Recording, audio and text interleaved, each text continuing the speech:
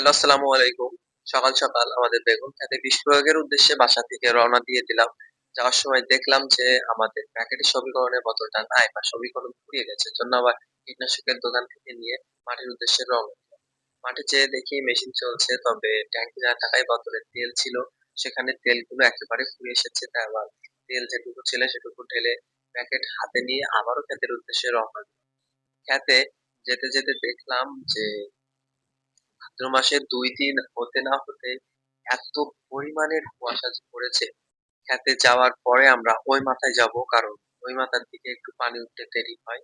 যাওয়ার পরে দেখলাম যে ডাড়ার হাফ পানি উঠেছে, মানে এখনো বেশ সময় লাগবে। এজন্য দেরি না করে আমরা ওষুধ গুলিয়ে নেবো এবং গোলার শেষে ওষুধ প্রয়োগ করতে শুরু করবো এবং গাছের পাতাটি আমরা উল্টিয়ে দেখছিলাম যে কোনো পোকামাকড় আক্রমণ করছে কিনা। আলহামদুলিল্লাহ।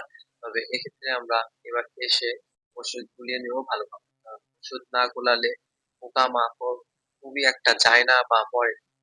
আ আমরা আজকে হিরন এবং সমীকরণ স্প্রে করছি এবং গাছ ভিজিয়ে, ভিজিয়ে আমরা স্প্রে করবো যাতে পোকামাকড় একেবারেই মারা যায় বা পোকামাকড় আমাদের ক্ষেত থেকে দৌড়ে পালিয়ে যায়। তবে স্প্রে করতে, করতে দেখলাম যে বেশ একটা জালি এসেছে।